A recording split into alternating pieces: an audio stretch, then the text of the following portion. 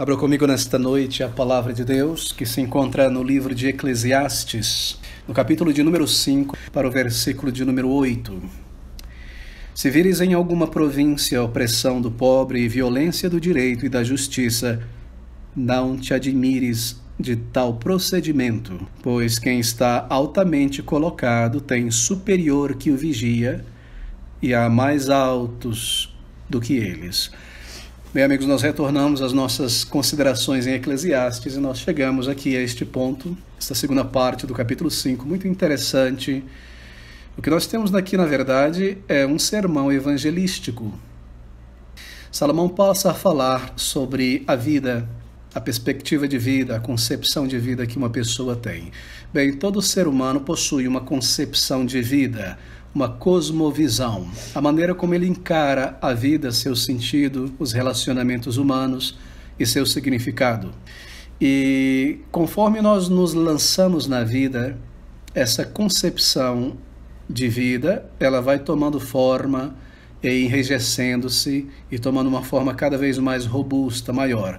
Agora, uma coisa que é pouco percebida, ou que é percebida muito tardiamente pela maioria das pessoas, é que a concepção de vida de muitas pessoas está fundamentada em inverdades. Isto é, há muitos mitos sobre a vida na constituição da concepção de vida de muitas pessoas, na verdade. E por mitos ou inverdades eu me refiro a coisas extraordinárias que as pessoas creem e afirmam a respeito da vida e seu significado, do que é o ser humano, a respeito da morte, a respeito de Deus, a respeito da alma, a respeito da vida além da morte. Muitas concepções que são, na verdade, mitos, são inverdades, não possuem fundamentação na realidade, na história, nem muito menos na palavra de Deus. E aqui nesta segunda parte do capítulo 5 de Eclesiastes, Salomão irá apresentar um número desses mitos, um número dessas inverdades sobre as quais muita gente constrói sua concepção de vida, sua cosmovisão. Bem, Salomão, você sabe, foi alguém que, tendo sido muito abençoado por Deus, se tornou um rebelde contra Deus. E ele abandonou a fé de seu pai, a fé do povo de Deus, crença em Deus em certa medida, e ele tentou seguir uma vida e indulgir-se nessa vida sem buscar, sem referência ao seu Criador. Ele tentou buscar alegria, satisfação pessoal, plenitude de vida nesta vida, sem um relacionamento com Deus. Ele rompeu, assim por dizer, a sua comunicação, seu relacionamento com o seu Criador. E obviamente ele pecou, e pecou muito contra Deus, e ele seguiu o seu próprio caminho, basicamente. E ele não derivou, ele nos diz isso, nenhuma felicidade, nenhum preenchimento de todos os seus experimentos com a vida. E as primeiras partes do livro de Eclesiastes, nós vemos ele falar sobre esses experimentos, não é? Experimentos que ele fez com a existência humana, com a ciência, com a arte, com a bebida, com a alegria, com a loucura, com o dinheiro, com a sensualidade, a idolatria e tantas coisas. O homem que tinha poder, dinheiro, imensa capacidade, um imenso instrumental intelectual para dirigir seus pensamentos, seus passos e todo o poderio necessário para se indulgir em qualquer coisa, e ainda assim, ao final dessas experiências ou experimentos sem Deus, ele declara que não derivou qualquer felicidade destas coisas. Mas nós lembramos que em um determinado momento da vida dele, algo entre a meia-idade e a velhice, Salomão veio a perceber, como ele diz neste livro, que todo o seu esforço para encontrar satisfação na vida sem Deus, ele resume isso nas suas palavras famosas, foi vaidade, futilidade, vaidade das vaidades, tudo em uma vida sem Deus é puro vácuo, é uma bolha de ar, é sem sentido. E ele então, pela graça de Deus, é claro, veio ao arrependimento de seus pecados para com Deus, a encarar a si mesmo, a sua tolice, a brevidade da sua vida, a sua própria limitação e a grandeza de Deus. Então ele retorna a Deus em arrependimento, ele retorna aos caminhos do Senhor, e ele deixou de ser Salomão o rebelde e tornou-se Eclesiastes, o pregador. E o que nós temos aqui no livro de Eclesiastes é um testemunho desse seu arrependimento, seu retorno para Deus, e a maneira como ele escreve, se apresenta, é trazendo estes conselhos, não é? Sobre a necessidade do ser humano olhar para além do sol, acima do céu, em direção a Deus, para poder compreender a vida abaixo do céu. Bem, é claro, este é um livro também inspirado pelo Espírito Santo, não é meramente um livro humano. Deus inspirou Salomão para escrever. E Salomão, tendo então encontrado a Deus, retornado aos seus caminhos, ele escreve aqui, em particular nesse capítulo 5, na segunda metade, sobre estas inverdades, estes mitos que carregam as pessoas ao longo da sua jornada para uma vida sem Deus, para uma vida longe de Deus. E é isso que ele está falando aqui. Mitos que enganam, inverdades que desencaminham as pessoas do significado da vida e de um relacionamento com Deus. Bem, e quem melhor para lidar com mitos do que Salomão, não é? Que fundamentou boa parte da sua vida em cima de inverdades. Bem, nós lemos o primeiro deles aqui no versículo 8 do capítulo 5. Ele começa dizendo então: se vires em alguma província opressão do pobre e violência do direito e da justiça, não te admires de tal procedimento. Você se recorda que no capítulo 4 ele nos diz que ele voltou a sua atenção para todas as opressões que se fazem debaixo do sol e viu as lágrimas dos que foram oprimidos e dos que estavam sem consolador. E ele volta a tocar nesse assunto. Porém, ele toca neste assunto de uma maneira iluminada agora, não é? Ele parece estar olhando no retrovisor da sua experiência e trazendo essas palavras do versículo 8. Observe novamente: se vires em alguma província a opressão do pobre e violência do direito e da justiça, não te admires de tal procedimento. Em outras palavras, você está construindo uma visão de mundo? Você está desenvolvendo a sua percepção, concepção do que é a vida? O primeiro mito, ele está dizendo, a primeira inverdade que entrará no teu caminho, tentará se formar na tua mente quando você se lança a construir a sua visão de vida, é este. É o mito que afirma que os seres humanos são maravilhosos. O homem é uma maravilha. O ser humano é grandioso, é maravilhoso. Isso é um mito. Agora, não me entenda errado. Em um sentido, isso é verdade, porque nós não somos meros animais. Nós estamos milhões de quilômetros acima do reino animal.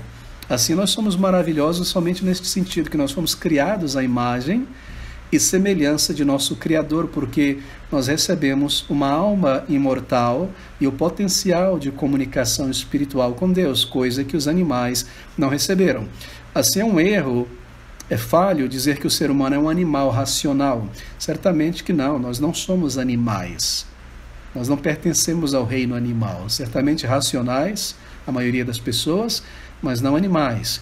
Então, o primeiro mito que entrará em nosso caminho, conforme nós estamos formando a nossa visão de mundo, é esta ideia de que o ser humano, ele é maravilhoso, ele é tremendo, o ser humano é fantástico, eu tenho fé no ser humano, né? Você ouve os artistas dizendo esse tipo de coisa, os políticos, não é? As coisas estão maus, mas eu tenho fé no ser humano, o ser humano é maravilhoso, ele tem um grande potencial. Isso é um mito, isso é um mito.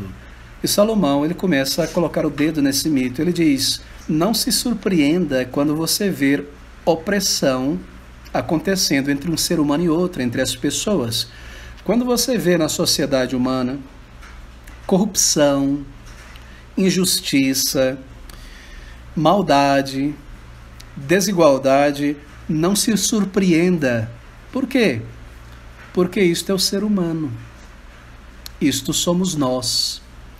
Assim, se veres em alguma província opressão do pobre, violência, direito da justiça, do direito da justiça, não te admires de tal procedimento. Se nós nos admiramos quando vemos as pessoas passarem a perna nos outros, tomarem oportunidade, ou usarem de situações tristes, não é, calamitosas, para tirar o proveito de outras pessoas, sem nenhuma sensibilidade, não é? Esse período da pandemia, o que eu recebi de ligação de funerária aqui foi uma coisa interessante.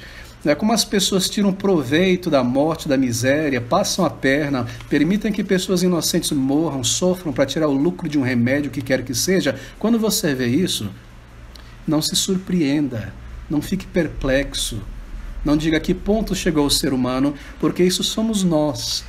Isso é o ser humano. E aqui está então o primeiro mito. Essas perplexidades às vezes revelam que nós temos alguns mitos ou ideias erradas sobre o que é o ser humano pecador. Agora, o orgulho humano não gosta de ouvir essas coisas, de encarar estas verdades. Mas o livro de Deus, a palavra de Deus nos diz que lá no início da humanidade, os primeiros homens, foi ali que nós caímos e ali nós nos entortamos. E assim Salomão já disse anteriormente que aquilo que nasce torto não se endireita. É por isso que as teorias para a melhoria da sociedade, como o liberalismo, o marxismo e todas as suas filantropias humanísticas, elas não podem acertar o alvo de realmente ajudar o ser humano, porque elas são tortas. No final das contas, são produzidas por mentes vaidosas, corruptas, não é? Com ideais que não são verdadeiros, são mais otimismo e intuição do que verdade. Mas o orgulho humano, como eu mencionei, não gosta disso. E a Bíblia ensina a corrupção do ser humano, que o ser humano, como ser, por inteiro, ele é corrupto. E quando a Bíblia diz que o ser humano é corrupto por inteiro, a Bíblia não quer dizer que o ser humano não esteja capaz de produzir algum bem. Claro que ele é capaz de produzir algum bem, não é? Nós estamos cercados do resultado disso. Agora, o que a Bíblia quer dizer, que o ser humano é corrupto por inteiro, é que cada departamento da alma humana é corrupto, foi manchado pelo pecado, foi afetado pelo pecado, não é?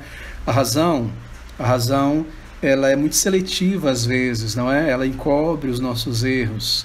A memória tende a esquecer nossas falhas ou trazer para a nossa mente racional ideias que justifiquem nossos pecados, nossa injustiça. Os sentimentos muitas vezes, né, nos dominam. Assim, cada departamento da alma humana, a memória, as afeições, a razão, a consciência foi manchada pelo pecado, foi afetado.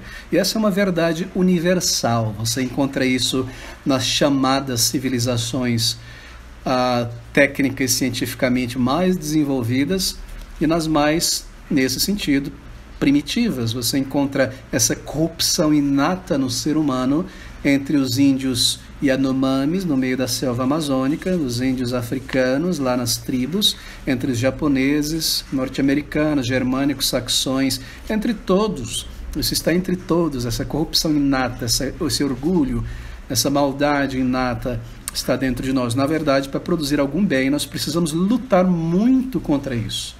Não é? Precisamos de muito exercício, de muito ensino, de muita pedagogia para conseguir sair, exprimir algum bem da maldade humana. Assim, nós vimos isso na história humana. De modo que a maldade do ser humano e a opressão é uma característica comum, típica do que é ser humano. Então, não te admires.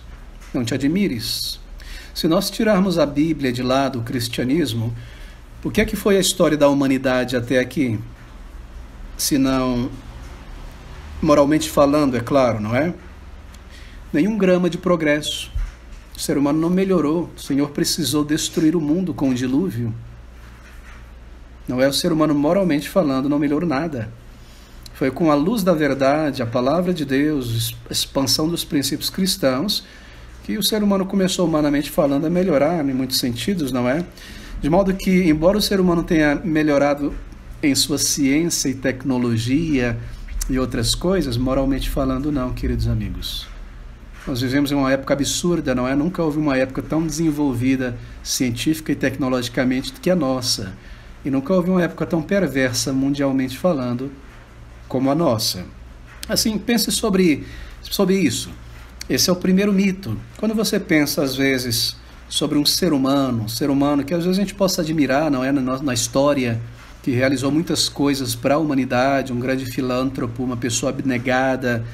Você admira essas pessoas quando lê sobre ele, as biografias, não é? Mas quando você tem a oportunidade de ler os detalhes sobre a vida da pessoa, ainda embora você aprecie a pessoa, você logo percebe que por que esta pessoa está separada de Deus, não é? E você descobre nela as mesmas coisas que operam em nós. Há ali maldade, há ali orgulho, há ali vaidade, há ali cobiça, há ali perversão do caráter.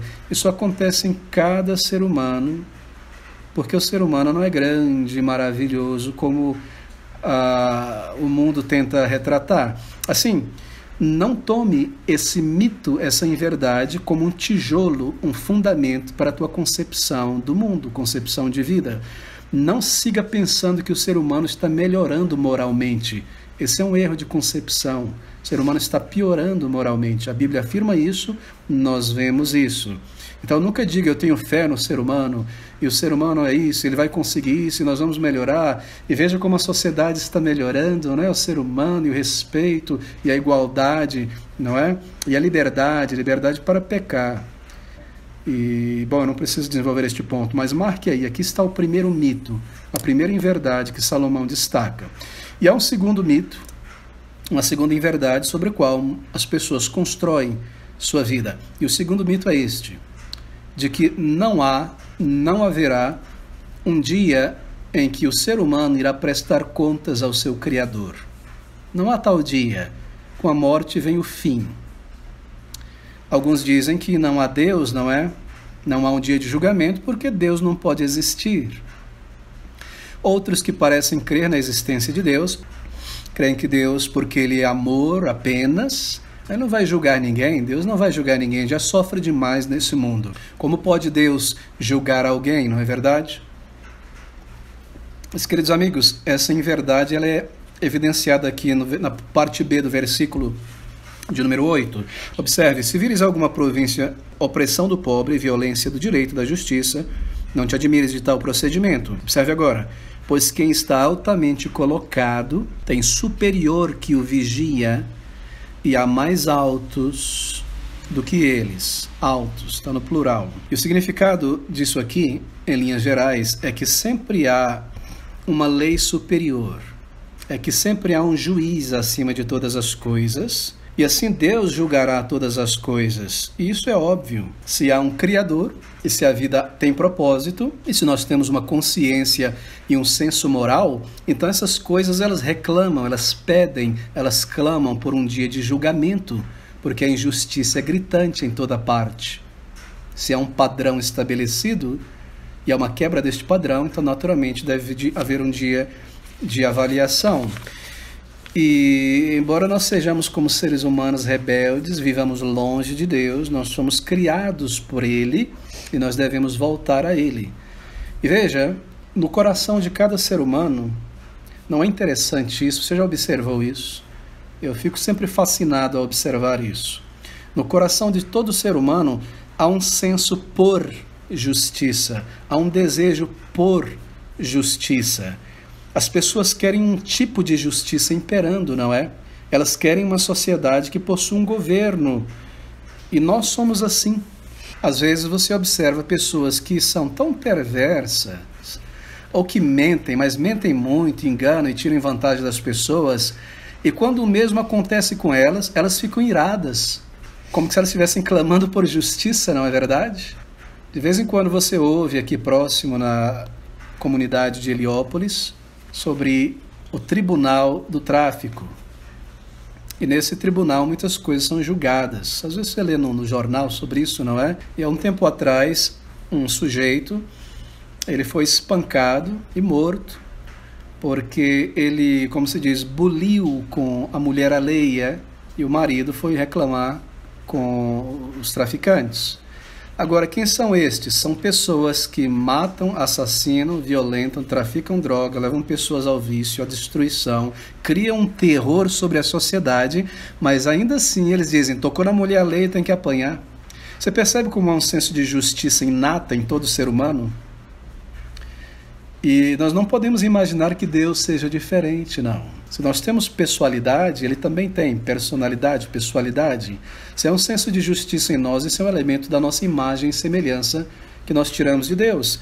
E assim, Deus irá levar a mim e a você e todo ser humano a prestar contas de Deus, porque Deus é justiça, Ele é justo, e porque Deus é justo, Ele deve estabelecer o seu tribunal, Ele deve julgar. Bem, esse mito, penso eu, de que Deus não irá julgar ninguém, de que não há um dia de prestar contas, esse mito tem levado muitas pessoas a não buscarem a Deus enquanto podem buscar. Dentro de nós está a consciência, e a consciência como esse promotor de justiça. ele nos acusa diante de Deus em relação à lei de Deus. É isso que o promotor faz, não é? A lei foi quebrada pelo cidadão, a promotoria traz esse cidadão à lei diante do juiz e prepara o caso. A nossa consciência faz isso quando nós pecamos. Isso vem da parte de Deus. E para crermos que Deus não existe, não há um dia de juízo, nós precisamos lutar contra a consciência, pisar em cima dela e permitir que nosso senso de verdade moral seja abafado, seja cauterizado. Mas deixe-me seguir em frente, então, para um terceiro mito. E o terceiro mito é este aqui: que um grande status moral, um grande status espiritual é possível alcançar, ser alcançado por uma pessoa, sem que essa pessoa busque a Deus. Agora, muitos creem neste mito. Elas creem que é possível que uma pessoa se cultive, se pula, se melhore, não é, se lapide, a tal ponto que ela alcance um status moral muito, muito, muito elevado, não é? O que está na base das falsas religiões, dos seus falsos líderes e profetas? É que fulano de tal era uma miséria, mas um dia ele encarou que era um pobre coitado e começou a buscar a elevação espiritual, se afastou da sociedade, parou de comer carne, parou de matar as pessoas, não queria nem pisar em cima da formiga, nem cortar uma árvore, foi meditando, fazendo exercícios de respiração, observando. Daqui a pouco ele começou a se elevar e se tornou um Buda, um elevado, né? Um iluminado. E ele alcançou um poderio espiritual imenso, e todo o folclore depois construído por Satanás em cima disso, para criar a partir disso uma religião. Queridos amigos, deixe-me lhe dizer isso. Nós não conseguimos ser bons sem Deus. Nós não conseguimos ser bons sem Deus. Se nós tiramos os princípios e os parâmetros de Deus da figura, o ser humano se autodestrói. Esse é o lenga-lenga do ateísmo, não é? Quando o ateísmo é confrontado com questões éticas e morais, que diz, bem, se não há um juiz superior, o que impedirá as pessoas de passarem por cima de qualquer lei, buscar apenas o seu próprio interesse e acabar com as pessoas? E eles respondem, não, nós conseguimos ser bons sem uma lei superior, sem Deus. E todas as tentativas já foram feitas, não é? E o resultado é que nós vemos em toda parte. Você tira Deus da figura, a lei moral de Deus, os parâmetros de Deus, e nós decompomos imediatamente. Assim, nós não conseguimos ser bons sem Deus. E esse é um mito. Esse é um mito que você às vezes encontra no coração de adolescentes, às vezes de crianças. E de onde é que elas tiraram isso, senão das músicas que ouvem, da novela, das filosofias e de professores que aprendem? O ser humano, queridos amigos, ele não é bom, maravilhoso. E há um dia de prestar contas a Deus, e não é possível para um ser humano alcançar um padrão de moralidade, porque o pecado está tão elevado, não é? Porque o pecado está dentro de nós. Observe as tentativas de seres humanos de se isolarem da sociedade, porque na sociedade está o pecado, não é? A sociedade dos homens, buscarem uma vida religiosa, comerem de maneira simples, fugaz, viverem na natureza, contemplando os passarinhos, subir no monte, ir para o meio do mato, se isolar na montanha, no monastério, ficar ali com a cara tampada, só cantando o canto gregoriano. Qual tem sido o resultado dessas coisas? O resultado tem sido as piores imoralidades, maldades e vícios possíveis, quando homens ou mulheres se isolam, não é? Fora da sociedade, onde não tem ninguém para monitorar. Por quê? Porque eles levam o pecado consigo no coração.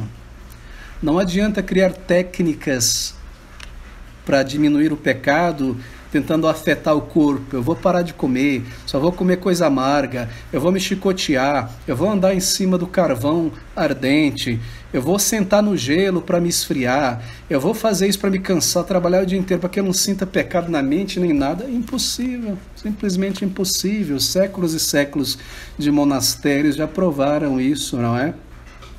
Assim, grande status moral não é possível cultivar. Está aqui no versículo 13. Ou melhor, versículo 13 não, perdão, versículo de número 9. Observe, o proveito da terra é para todos, até o rei se serve do campo. Não é interessante? Todos nós somos iguais, é o que ele está dizendo. Todos nós dependemos do fruto do campo, cada um de nós. Todos nós estamos debaixo das mesmas necessidades. Todos nós somos fracos, todos nós somos vulneráveis e todos nós precisamos do mantimento da terra. Não há ninguém que viva sem isso, absolutamente ninguém. Quando você olha para um ser humano, está ele lá, fantástico, poderoso, não é? Presidente, a reunião dos grandes líderes, grandes poderes, você observa aqueles grandes homens de intelecto e poder, a gente tende às vezes a se esquecer que são meros homens, não é?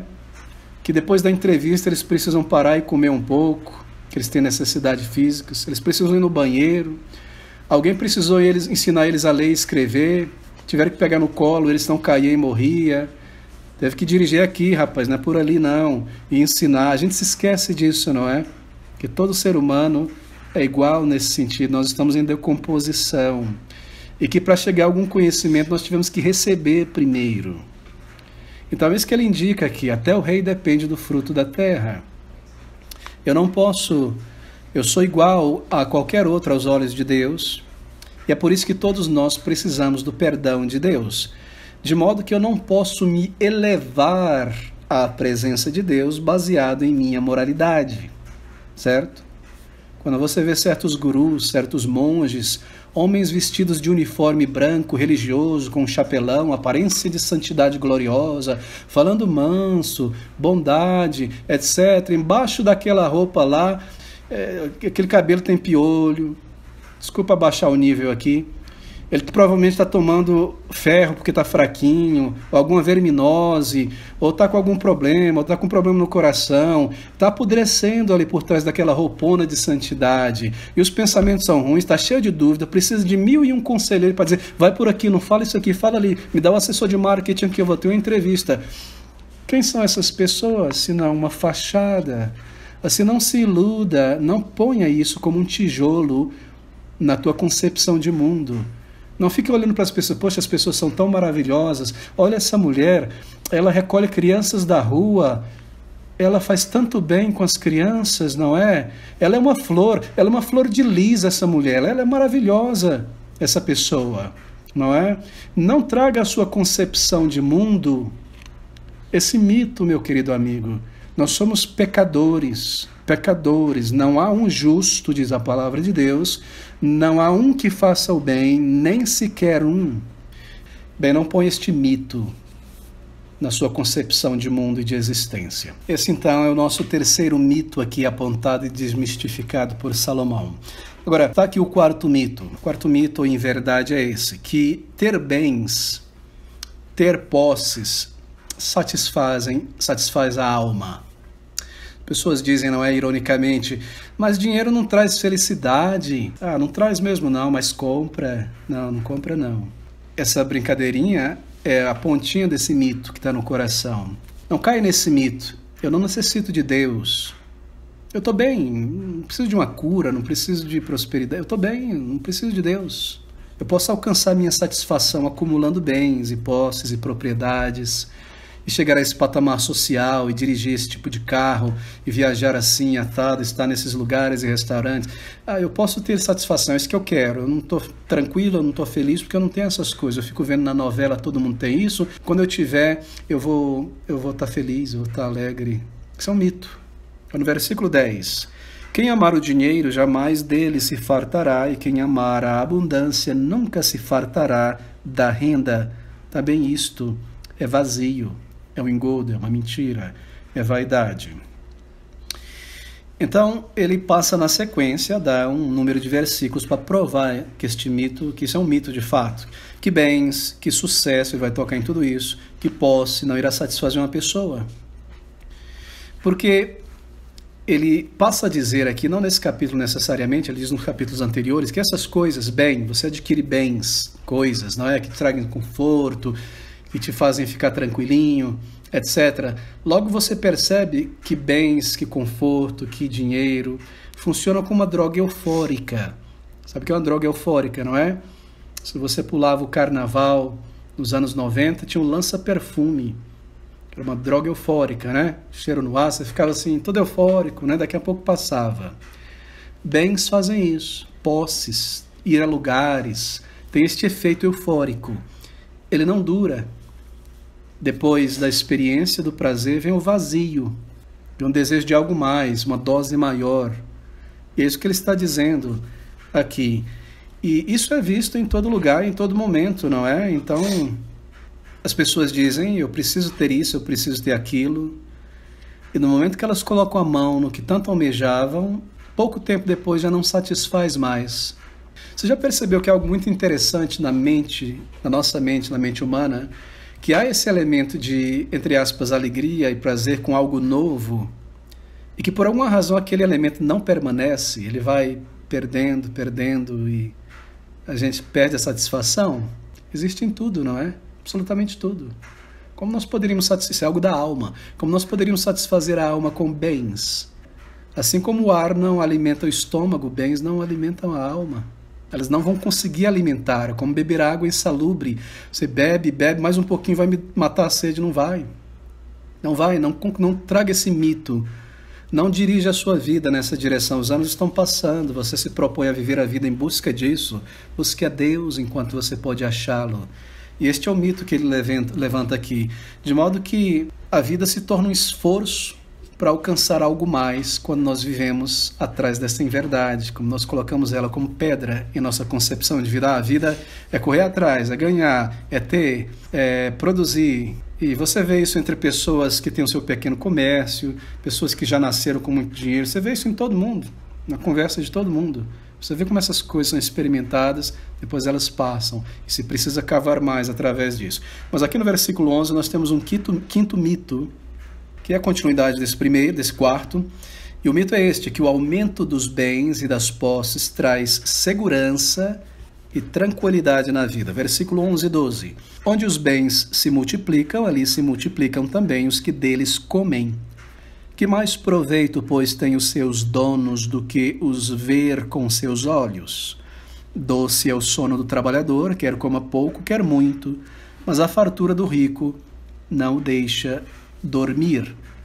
A ilustração que Salomão está fazendo é esta aqui. Ali você é um entrepreneur, não é? Um empreendedor, faz tudo certinho, né? Vamos dizer que faz tudo certinho. Vai no Sebrae, pede orientação, como gerenciar, como organizar a tua contabilidade, fluxo de caixa. Você tem um produto maravilhoso. Estou dando um exemplo de milhares, né? Você começa a investir, desenvolve teu pequeno negócio.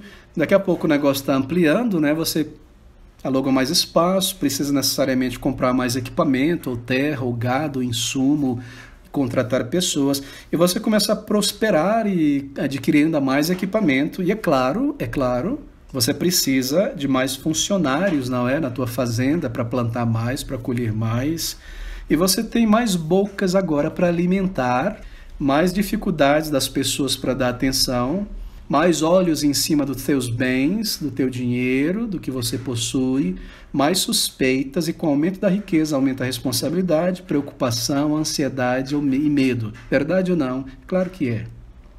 Claro que sim. E aqui está, versículo 11b. Onde os bens se multiplicam, ali se multiplicam também os que deles comem. Que mais proveito, pois, têm os seus donos do que os ver com os seus olhos? Bem, você não desfrutará completamente. Você será apenas o administrador da maior parte disso aí. E aqui está o testemunho. Esse é o testemunho de um homem fabulosamente rico, Salomão, mas que não tinha tranquilidade. E você vê isso em todo lugar, não é? Em nossa cidade, nos melhores bairros. Não é engraçado que os melhores bairros, entre aspas, mais desenvolvidos, são os que mais parecem-se com presídios? Não tem uma formiga andando na rua, um monte de câmera, medo, a pessoa sai com vidro fumê, vai embora, volta, pode brincar na rua, não pode andar, nem passear. Assim há muita preocupação, muita, imensa preocupação. Por quê? Porque você dormia tranquilo, tendo o suficiente com que lidar, mas agora não, sua mente não desliga na cama, no travesseiro. Você fica pensando e calculando, e lembrando disso, e lembrando daquilo, e projetando e organizando.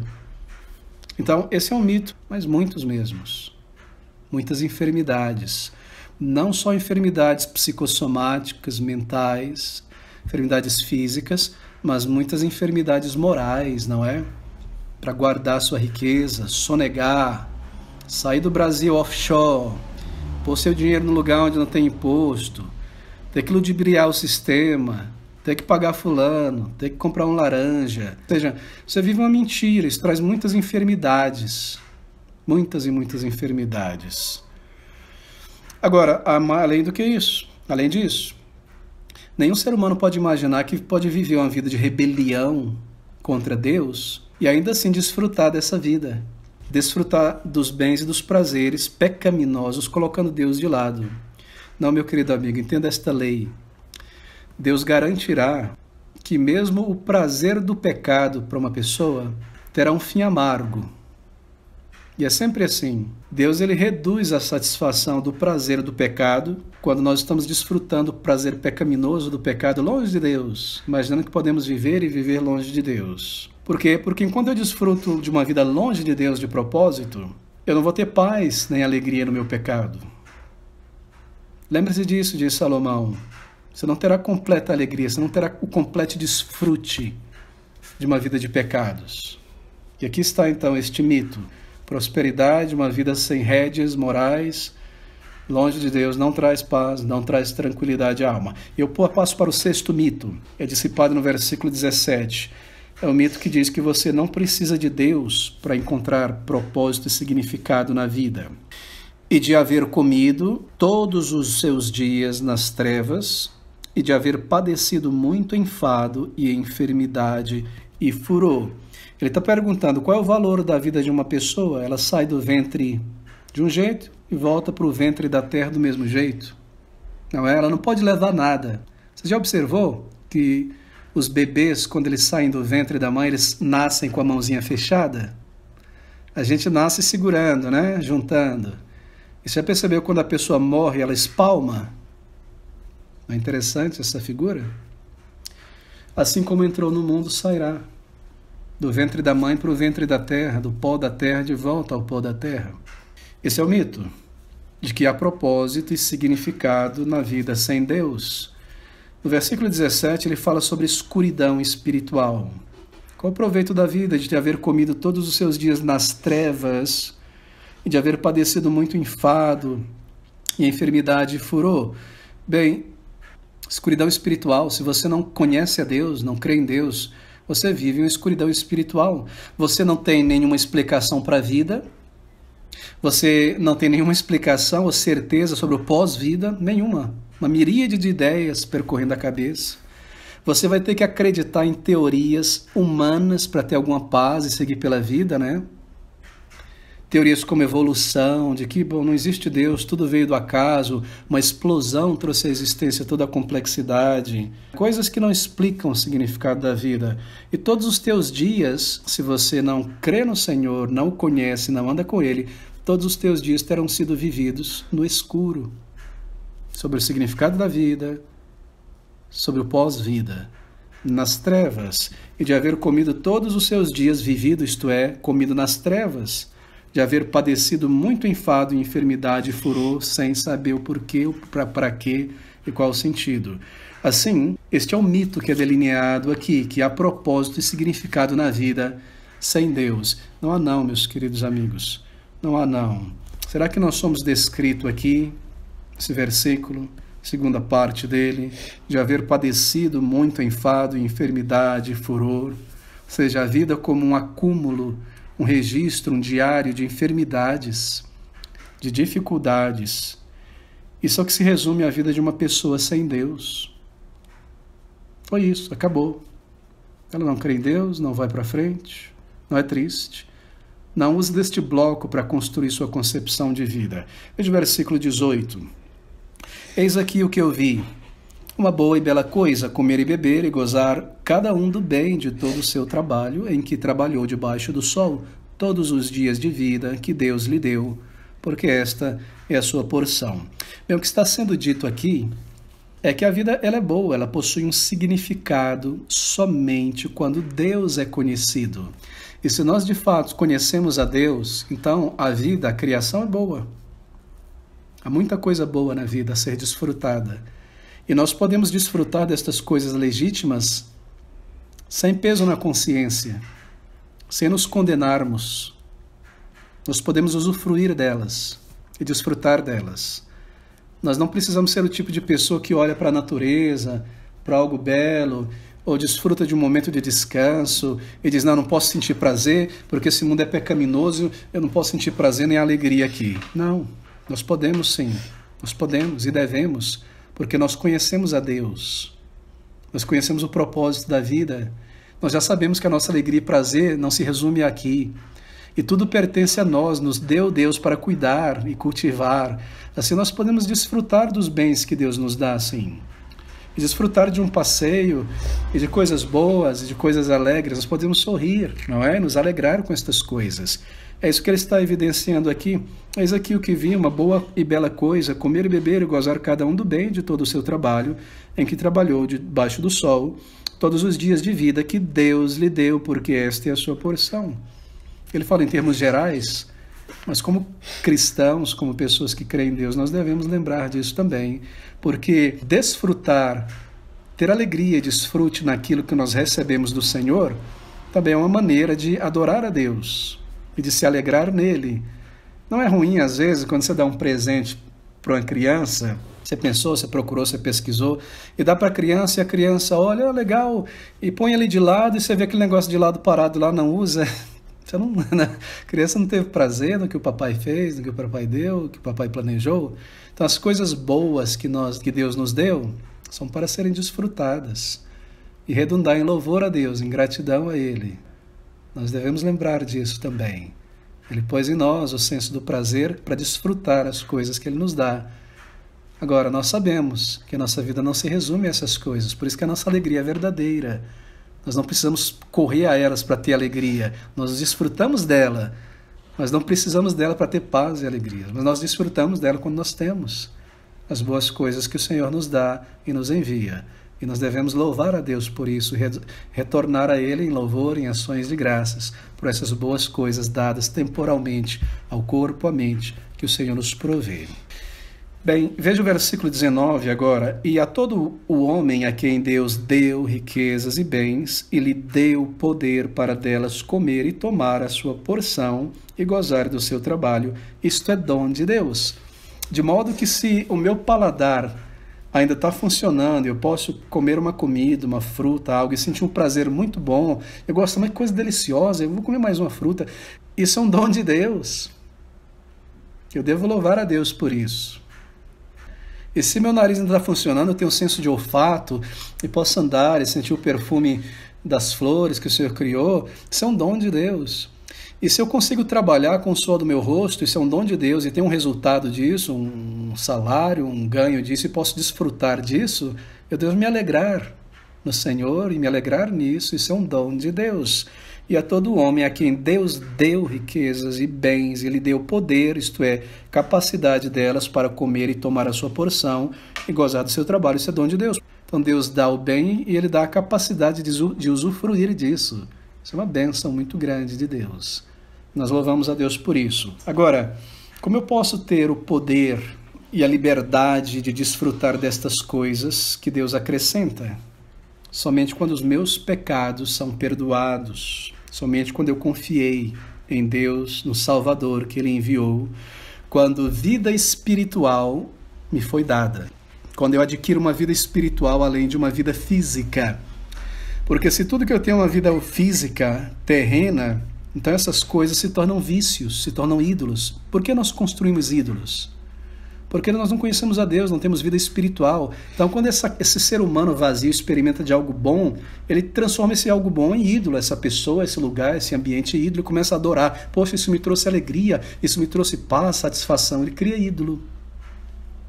Ele transforma este bem, esta coisa boa, em uma droga. Eu preciso, eu tenho que ter demais, eu tenho que ter aqui uma droga. Ou seja, não desfruta disso. Não tem paz se não tiver isso. Não tem tranquilidade. Estava mencionando o exemplo deste rapaz que eu encontrei no posto de gasolina outro dia, e você chegou perto da janela, baixei a janela para conversar com ele, para ele comprar uma balinha aqui, pai uns 25, 26 anos, bem magro. Falei, rapaz, eu estou vendo que você tem um vício. Eu falei, não, rapaz, compra uma balinha aqui, você tem um vício, não posso te ajudar, vou estar patrocinando o teu vício. Falou, olha, o meu vício. Eu perguntei, qual é o teu vício? O meu vício está aqui no meu bolso, a minha droga está aqui. Eu estou vendendo esse negócio aqui para que eu possa ir para Santos. Me deram a oportunidade de morar num lugar lá por R$250 por mês e trabalhar num quiosque. Graças a Deus, ele disse, minha droga já está aqui no meu bolso. Isso me dá tranquilidade na mente para poder juntar esse dinheiro para ir para Santos. Nós somos assim quando não temos vida na alma. Qualquer boa coisa que entre em nossa vida, um bem material, uma pessoa, uma situação, nós transformamos em ídolo. E quando essa coisa começa a se distanciar, nós começamos a tremer, igual um viciado, né? Eu preciso daquela dose, eu preciso de novo. Quando você toma, você para de tremer. Então nós só poderíamos desfrutar desta vida e ter alegria nelas, né? Sentir o prazer das coisas que Deus deu e proporciona e criou, quando nós temos vida na alma. Sem vida na alma, nós transformamos tudo em ídolos, tudo em drogas. Mas com Cristo em nós, com vida na alma, então nós podemos desfrutar das boas coisas. E a nossa alegria sempre se dirige a Deus, o prazer de ver a obra de Deus nesta fruta, nesta paisagem, neste bem que eu recebi, nesta coisa, nesta aquela. Veio do Senhor e o Senhor me agraciou com isso. Glória a Deus, não vou pôr meu coração nisso. Vou desfrutar disso sim, vou sentar e desfrutar e seguir em frente. Não é? Somente quando os meus objetivos... Meu objetivo se torna amar a Deus e servir a Deus somente quando uma nova natureza me é dada. Então me é dado a liberdade de experimentar e desfrutar as bênçãos de Deus, mesmo aqui nessa terra. E é isso que ele está dizendo neste versículo de número 19. Agora deixe-me concluir com o versículo 20. Porque não se lembrará muito dos dias da sua vida, porquanto Deus lhe enche de alegria o seu coração. A palavra lembrará, porque não se lembrará, no original aqui, ela tem um sentido na raiz etimológica de remoer. Lembrar é quando a gente traz de volta e fica remoendo, pensando, essa ideia, remoer. Porque não remoerá os seus dias, literalmente é o que ele está dizendo. Em outras palavras, a pessoa que foi salva dos seus pecados e da condenação, encarou seu vazio existencial, sua pecaminosidade, sua alienação de Deus e o buscou de todo o coração e encontrou paz, perdão e reconciliação com Deus.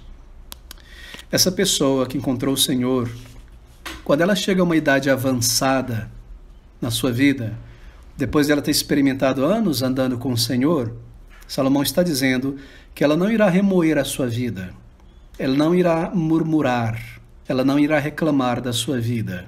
Ela não ficará sentada numa cadeira, remoendo, pensando sobre as perdas, pensando sobre as decepções, pensando sobre os remorsos, pensando sobre as coisas erradas que fez, que não deveria ter feito, pensando sobre os enganos que sofreu. Não será um idoso amargo, desesperançoso, porque ele encontrou o Senhor. Ela encontrou o Senhor e andou com o Senhor e conheceu o seu Deus e viu o sentido da vida e desfrutou destas coisas. E ele e ela poderá dizer, todas as coisas maravilhosas que Deus fez na vida dela e como Deus a usou como instrumento, ainda embora seja um pecador imerecido, mas alguém que conheceu a Deus. É um homem feliz, é um homem completo, porque sabe onde a sua alma irá. Para onde a sua alma irá? E aquela distância, aquela separação descrita lá no versículo 2, ela foi coberta pelo Senhor Jesus Cristo no lugar desta pessoa. Deus no céu e eu na terra. Eu encontrei o Senhor na palavra, fui salvo e transformado. Assim, quando o Senhor Jesus derramou a sua vida da morte por ela, e ela creu e buscou e se entregou, foi salva e perdoada. Ao final de sua vida, ela não remoerá. Querido amigo, deixe-me concluir aqui. Salomão fala sobre a vida e os mitos e as mentiras. Agora pense sobre uma vida que foi construída nessas inverdades. Todas elas. O ser humano é maravilhoso, eu irei confiar no ser humano, a minha vida, a minha segurança. Não há um dia de prestar contas. Eu posso fazer por mim mesmo e melhorar moralmente sozinho. Eu não preciso de Deus, da Bíblia, da religião. Se eu tiver bens, eu vou estar tranquilo. Eu estou inquieto porque eu não tenho as coisas que eu quero e preciso. E o aumento dos meus bens vai trazer tranquilidade. Você não precisa de Deus para encontrar propósito e significado na vida. Não, queridos amigos. Imagina uma vida construída sobre estes fundamentos. Ao final dela, eu lhe digo, por experiência própria de observar como pastor em algumas situações, que é uma das coisas mais tocantes de se assistir, de se observar. É muito ruim ver uma pessoa idosa terminando os seus dias em vazio, em cinismo, em ironia, em amargura, em murmuração, xingando, praguejando tudo, a vida, tudo aquilo, está morrendo, está a ponto de passar para a eternidade. É para mim uma das coisas mais terríveis de ver. Porque você sabe que aquela pessoa já está ali a um ponto em que ela não tem mais volta. Ela não vai mais ouvir, porque a sua mente está tão cauterizada. Toda a vida foi construída sobre estes tijolos da mentira e de mitos. Uma das funções do evangelista nossa é derrubar esses tijolos e colocar a verdade da palavra de Deus diante dos homens. É trazer à mente das pessoas a verdade de Deus sobre a vida, sobre a alma, sobre Deus, sobre a eternidade. A única esperança é o Salvador.